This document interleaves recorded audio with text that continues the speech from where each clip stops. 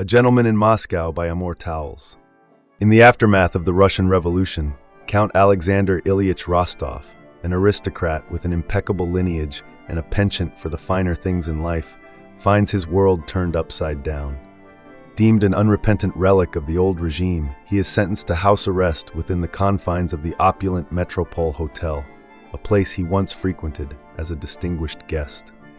Stripped of his titles, possessions, and the freedom to step outside, the Count is relegated to a cramped attic room, a stark contrast to his previous life of luxury and privilege.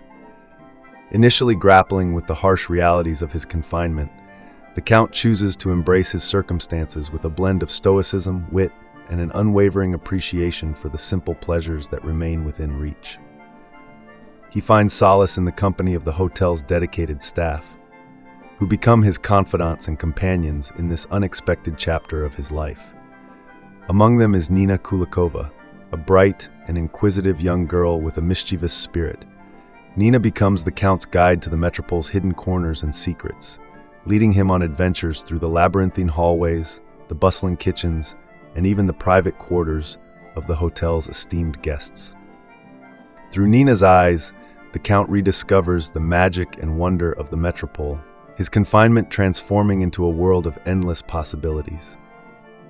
Nina introduces the Count to the intricacies of the hotel's operations, from the fiery depths of the boiler room to the gleaming silver vault where the hotel's treasures are stored. She unveils the secret passages, the forgotten storerooms, and the bustling heart of the hotel's communication hub, the switchboard. With each discovery, the Count's understanding of the microcosm that the Metropol represents deepens, revealing a complex tapestry of human interactions, societal shifts, and the enduring spirit of resilience. As time marches on, the Count's world expands further with the arrival of new characters who become integral to his life within the Metropol's walls. Emil Zhukovsky, the talented but temperamental chef de cuisine of the Boyarsky, the hotel's renowned restaurant, becomes a source of both culinary delight and amusement. Despite the scarcity of ingredients in the post-revolutionary era, Emil's genius shines through, his dishes a testament to his unwavering commitment to excellence and his ability to transform simple ingredients into culinary masterpieces. Andrei Duras, the maître of the Boyarsky, with his impeccable manners and an almost preternatural awareness of his guests' needs, becomes a trusted confidant and friend. Marina, the shy but skilled seamstress, mends not only the Count's clothes but also his spirits, offering a listening ear and a kind heart. One fateful evening, the Count's life takes an unexpected turn when he encounters Anna Urbanova, a renowned actress whose career has fallen on hard times. Initially haughty and dismissive, Anna finds herself drawn to the Count's charm, wisdom, and unwavering sense of self. Their paths intertwine, leading to a series of encounters that challenge their perceptions, ignite a spark of romance, and ultimately lead them to join the Confederacy of the Humbled, a secret society of individuals who have experienced both the heights of success and the depths of loss.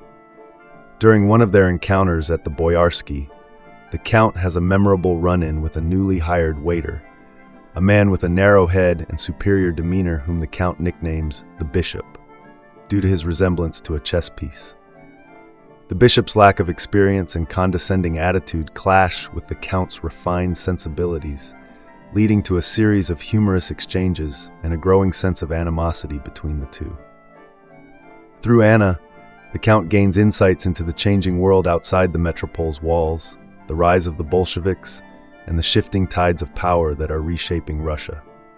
He witnesses the assemblies held in the opulent ballroom, where the new regime gathers to debate, strategize, and shape the future of the nation. Despite the turmoil and the ideological clashes, the Count finds himself drawn to the energy, purpose, and historical significance of these gatherings. He recognizes the parallels between the old and new orders, observing that despite the revolution, human nature and the pursuit of power remain constant. He witnesses the respect paid to elders, the back-patting camaraderie, and the calculated late arrivals of those seeking to make an impression, mirroring the social dynamics of the aristocracy he once belonged to. As the years pass, the Count's life within the Metropol continues to evolve. He embraces his role as headwaiter of the Boyarsky, finding fulfillment in serving the hotel's guests and upholding its traditions of elegance and excellence. He navigates the intricacies of seating arrangements, anticipates the needs of discerning palates, and ensures that every detail contributes to a seamless and unforgettable dining experience. The Count's path intersects with the bishop once again when, much to the Count's dismay, the bishop is promoted to assistant manager of the Metropol. His new position grants him authority over the Boyarsky, and he implements a series of bureaucratic procedures that threaten to undermine the restaurant's tradition of effortless service and elegance. The Count's frustration with the bishop grows as he witnesses the negative impact of these changes on the dining experience. The Count develops a close bond with Osip Ivanovich Glebnikov, a former Red Army colonel and high-ranking party official, who seeks his guidance in understanding Western culture, diplomacy, and the intricacies of etiquette. Their monthly dinners in the Yellow Room become a platform for exploring history, philosophy, and the complexities of human nature. They delve into the works of French and British authors, dissect American films, and engage in spirited debates about the contrasting ideologies and values of East and West. Through their conversations, the Count grapples with the changing face of Russia and his place in it. He witnesses the rise of Stalin, the purges that decimate the ranks of the intelligentsia and the aristocracy, and the hardships endured by the Russian people during the 1930s.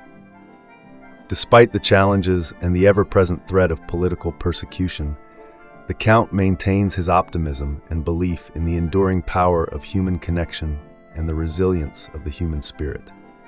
In a poignant twist of fate, Nina Kulikova, the young girl who once guided the Count through the Metropol's labyrinthine halls, returns to his life seeking his help in a time of desperate need.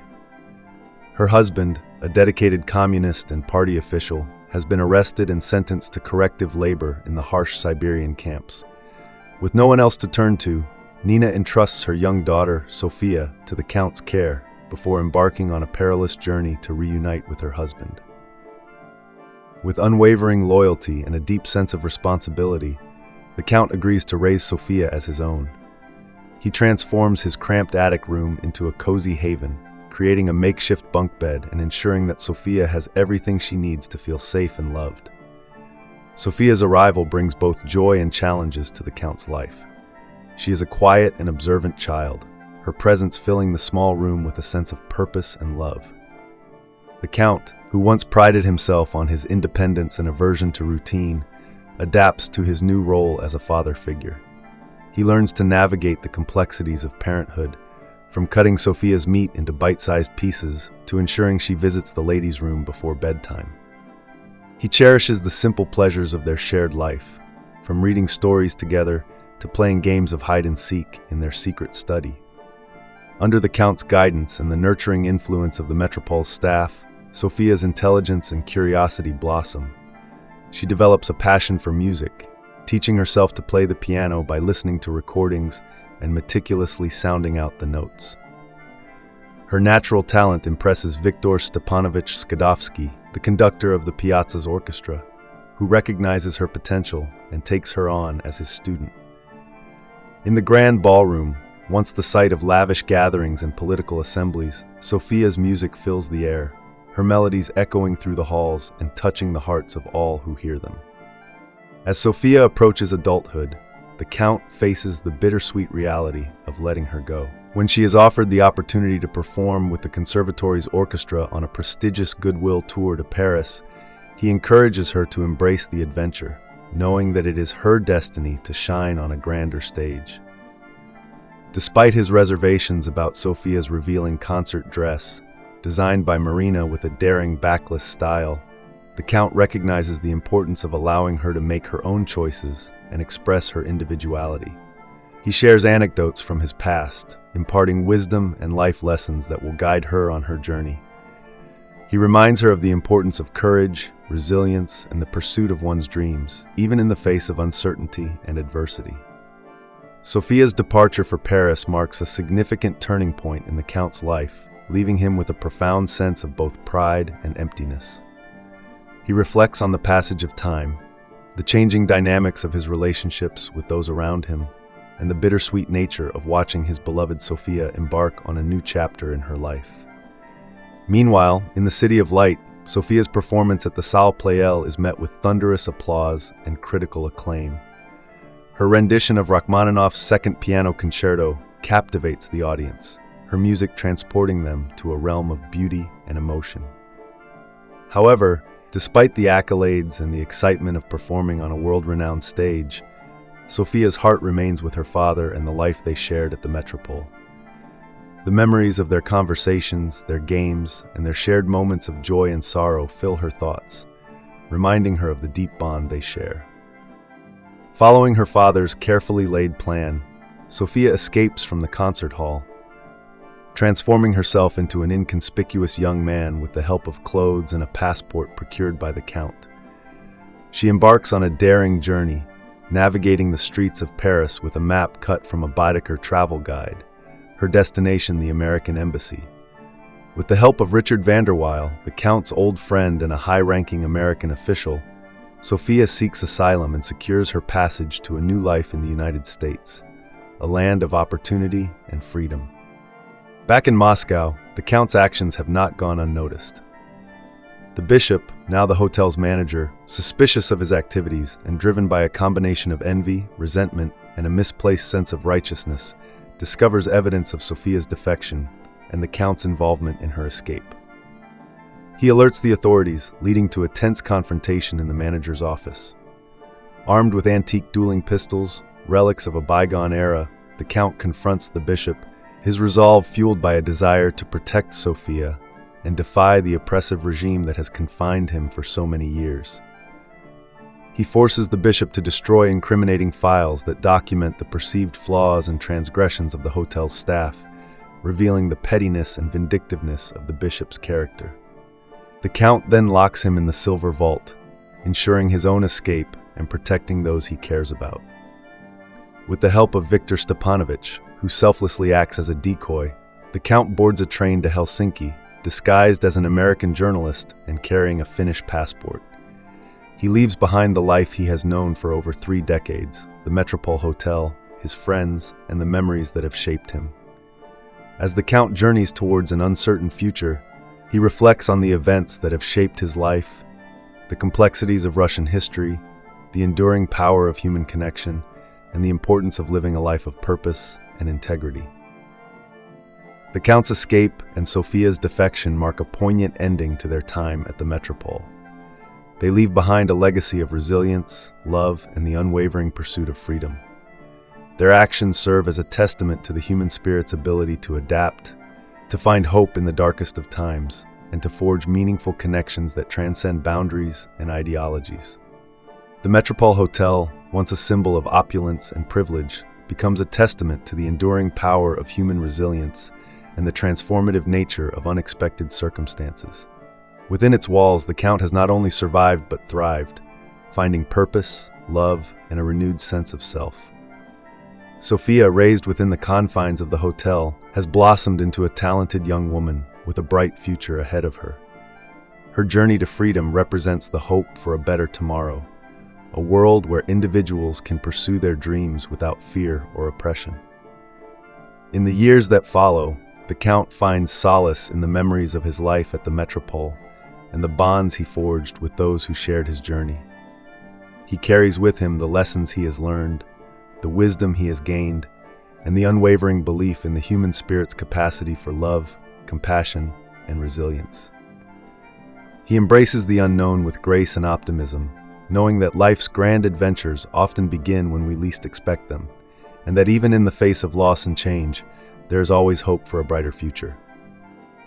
The story concludes with the Count's return to his ancestral home, Eidelhauer, which now lies in ruins, a poignant reminder of the passage of time and the impermanence of material possessions. However, amidst the remnants of his past, the Count finds a sense of peace and renewal. He is accompanied by 2 young children who embody the spirit of adventure and resilience, their presence suggesting that life's journey continues, offering new possibilities and connections that transcend time and circumstance. Despite the challenges and hardships he has faced, The Count has emerged from his confinement with a renewed appreciation for life and the enduring power of human connection. Sophia's journey to freedom and the Count's return to his roots symbolize the possibility of new beginnings and the transformative nature of unexpected circumstances. If you enjoyed this summary, please consider subscribing and getting notified when we add new books.